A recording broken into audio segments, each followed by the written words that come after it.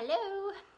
Okay, you probably don't need me to make 2 or 3 videos a week, but I'm going to anyway.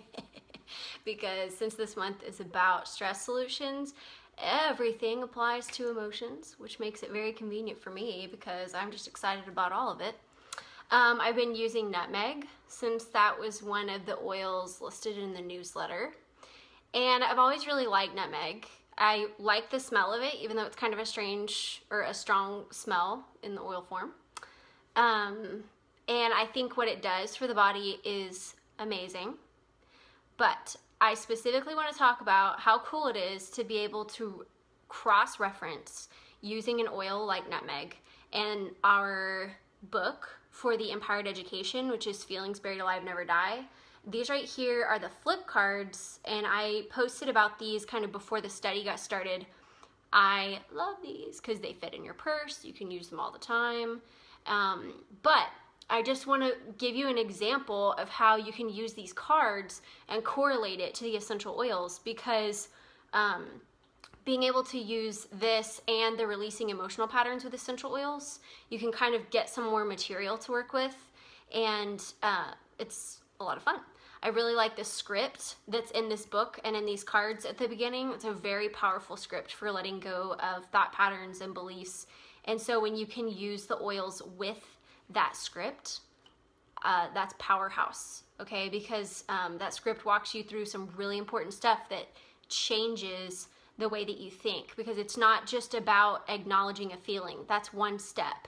But then you have to continue to start believing a truth and letting go of the old truth, or you're just gonna go in a circle, and it's so frustrating. So for nutmeg, a little example here is that in the cards, it's really easy to get to, but you have this in the book as well, and it's a reference where it talks about physical issues that are related to emotions storing in the body, okay? So my favorite use for a nutmeg is supporting the adrenals, supporting just their energy, and I mean that like stamina, because the adrenals get tired, and a lot of people struggle with having kind of worn out their adrenals, and so nutmeg has helped a lot of people who are really stuck with that, because it can be hard to get off of the cycle of the adrenals just like bottoming out. And so the adrenals in the book, I'm gonna read off the emotions that she associates with this, okay?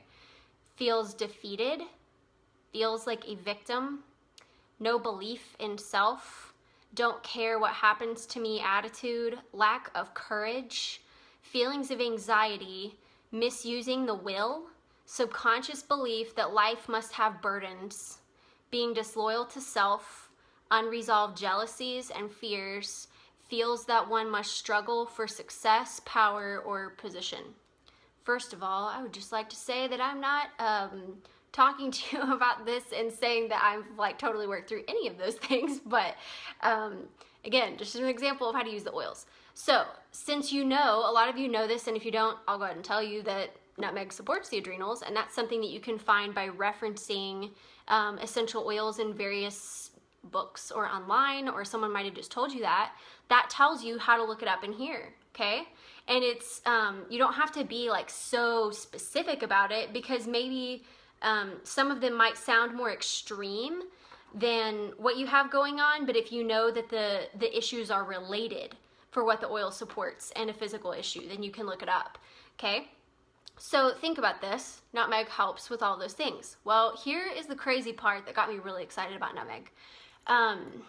So my husband and I, a year and a half ago, maybe 2 years ago, started slowly incorporating different traditional things to do with like the Hebraic celebration of Sabbath, or observing of Sabbath.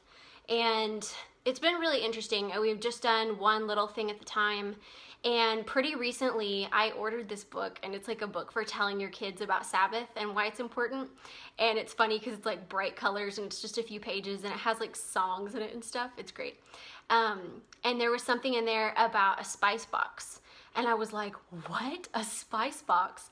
So Sabbath isn't just like one day. You start it Friday night or the night before, depending on what day you're celebrating Sabbath. And then like you have a kind of a formal ending of Sabbath the next night.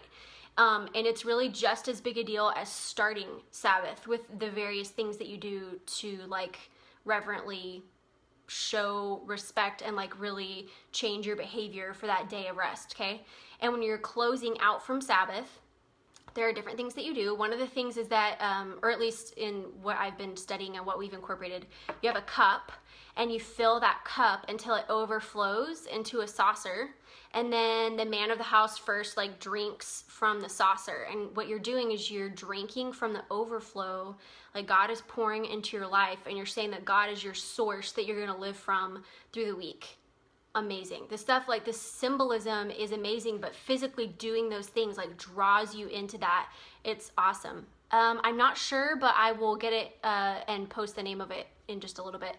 And anyway, that was one of the first things we started doing. I absolutely love that.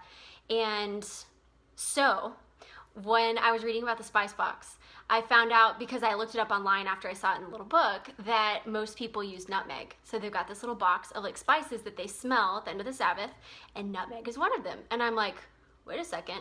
So I keep reading, and it's talking about how the reason it's important to really pay attention to how you like frame the way that you're thinking at the end of that day is to prepare you for like going back into all the places that you're taking authority of things in life, and like you're ruling with like wisdom and knowledge and understanding from God, and like you've stored all these things up and you've rested and like had communion with God. But then the spices are to strengthen you and get you ready for going back out into your week. I want you to think about this, whether you're familiar with what tired adrenals are like or not, because symptoms are things, and this can be true of many things, but a lot of women especially can know what it feels like to be tired all the time and to not really have energy, and then to start feeling some of these things that I'm talking about, brain fog and just never feeling good. But I mean, again, some of these things, no belief in self, feelings of anxiety, misusing the will, that's a big one. How many times during the week, just with the things that we juggle, I'll call it a job, because everybody has some kind of job, something that they work at. And I don't mean that like a job, but whatever it is that you work at.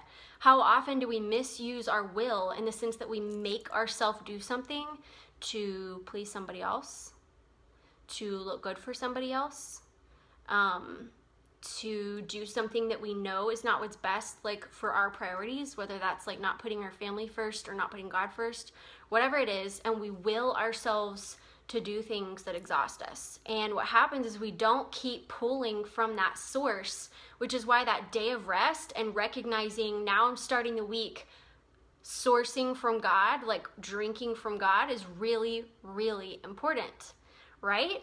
So that is how nutmeg connects to Sabbath and this book. And I would just like to say that I think that's really cool. So there's a way that you can use nutmeg is whatever day that you and your family take as a day of rest. At the end of the day, you can pass around nutmeg and like clove, and a lot of people do rosemary. One time we just did thieves because that has several of those in it.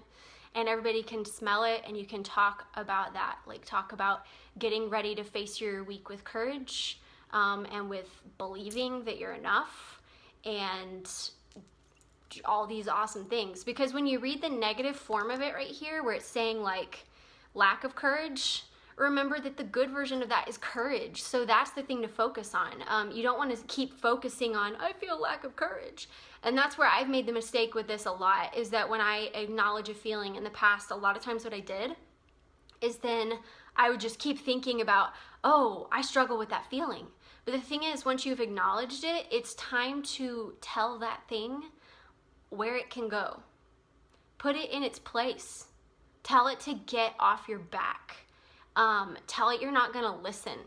And so as an example of like the cup, the overflow, when we continue to focus on those other voices, on those other things that talk to us and tell us something about ourselves that's bad, anytime something makes you feel like anything other than loved, anything other than love, faith, hope, like joy, the things that say bad things about you, you're drinking from something besides that cup. Does that make sense? You're drinking from another supply. And that's why these physical reminders are amazing, because we have to be mindful of what we're focusing on, because what we look at and think about and focus on, like, we become that, okay? We become what we look at and what we behold. So this is also really cool, because when we talk about these spiritual benefits of an essential oil, isn't that confusing? Isn't that vague? And all we can think of is, well, I guess it makes sense because they used frankincense like as incense in the Bible, so that makes sense. Haha. Never mind, that was a bad essential oil joke. But that's kind of the only example a lot of times that comes to mind quickly. But this is sort of what I'm talking about. It's that combination of spiritual concepts meeting physical concepts, and it's because those physical concepts activate as like a spiritual concept for you. That's how you get at those things. And so it's not as vague as it sounds. It doesn't mean you have to just like puff smoke in the air and like get on your knees or like meditate or something. Not that meditating is good. I just mean it's not like this fluffy kind of thing. And especially for kids, it's amazing to like put something into practice and physically do it. So I made my last video way too long. I'm gonna like control myself and not make a 20-minute video again. Yeah, not 20 minutes. If you have any questions, please comment. I would like to make a disclaimer that I am not a Hebraic scholar, and I may have just like totally botched everything I said about Sabbath. But this is kind of like my journey of figuring these things out, and I will post the name of that book because it's really cute, and also it helps me, and it's great. So, toodaloo.